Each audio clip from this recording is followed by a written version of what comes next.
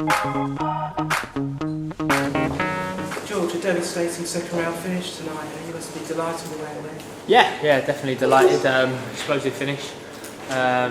He's fighting again in December. Yeah, next week. He. Yeah, definitely. You love to keep busy. Yeah, Frank said we'll be out again in December. That's brilliant. I've had a long, hard camp, a good camp, and still need to get rid of that. You know, didn't quite empty the tank tonight. Still explosive finish, excellent combination to end the fight. Yeah. I just wanted to control him with my jab, take away any sort of attacks that he had. He had a few in the first round, but second round was better. And once the openings came, I just took them. And the first shot that I threw landed solid, and that was it. It was over. You saw another shot in the first round and didn't seem to affect you at all? Nah, nothing at all. I think it must have looked much worse than what it was.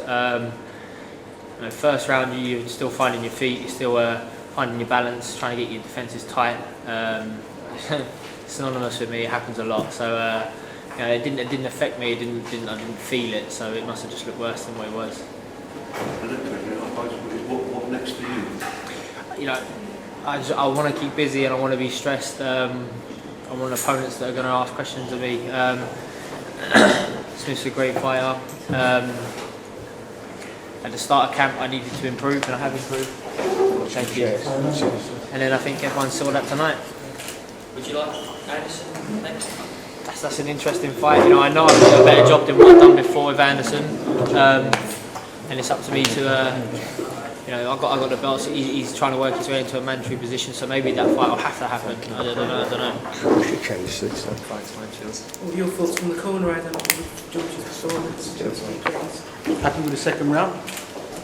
He has a world-class jab, and it was world-class from shortly after he turned pro. He just learned how to use it, and he used it really well. He used it effectively in the second round to make that distance to then show and do something.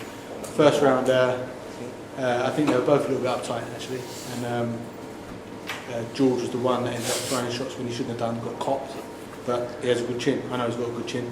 Seen him whacked a lot. Seen him hit enough. He's got a decent chin.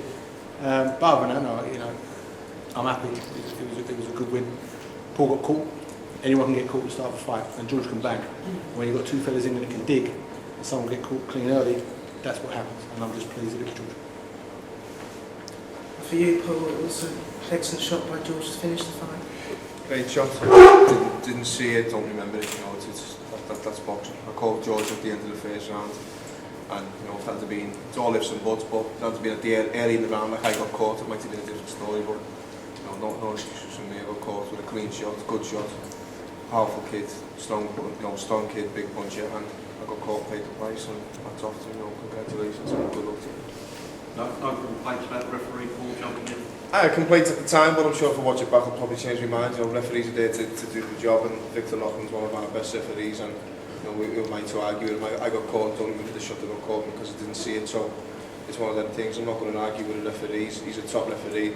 I respect him as a referee, and if he says I was in no position, then I've got to take his word for it, and that's that. George, your last two fights, you've beaten two of the best Brits around. Are you still content at the top of the domestic level and Commonwealth? Are you think you've got now? I am content with the belts I've got. I still got to defend them if I want to keep them outright, and that's an ambition that I have. If something bigger and better comes along and it's the right move, then 100% we'll take it. But on my heart, I'm not in the gym craving something better, because I know as long as I'm improving as a fighter, I'll get there. I'll get there sooner rather than later. So. You don't put time frames on it or anything like that? No, I don't like to put time frames on it. I just like to concentrate on the next task at hand. I've just been concentrating on this fight tonight. I haven't thought about anything past that point, because when you do that, you end up paying a price for it. So tonight was just about getting the job done. I wanted to do it and try and do it in style. I think I've boxed well tonight. People have seen improvements in me, so hopefully I'll get on to something better. Is that power, it seems to be developing as you grow older? Do you feel that that's... Yeah, definitely. When you do strength training, when you do any sort of training, it's an accumulative effect, and I'm not going to reach my peak until late 20s, maybe even later. So I'm getting stronger month on month, year on year. So that's sort of my side. You can't rush those things. It's just also about being in the gym and improving my boxing technique, and that also takes time. So. You think you've shown you can move on to the next level now, push on properly? I think so.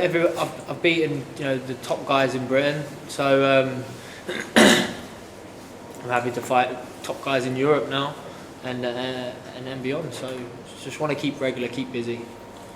European champion, maybe? I've already beat that European champion, haven't I? Maybe. I can't keep bashing up poor James DeGale. I can't keep taking the titles that he's winning. So I'll let him concentrate on improving. I think his last fight didn't see too much improvement.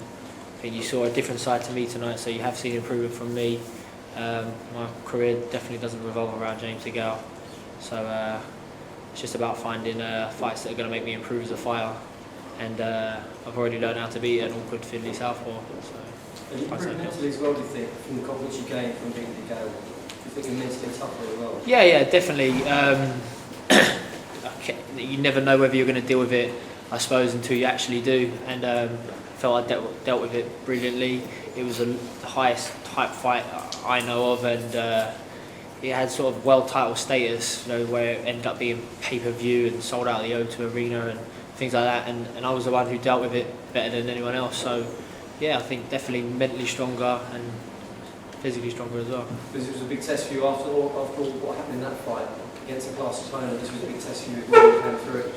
Yeah, exactly. You can't. It's easy winning titles than it is to defend them. So you have to make sure that you're on your game 100%. And as I say, I've been in the gym and I've been making improvements. So it was just important for me to be able to show them tonight. I think I did.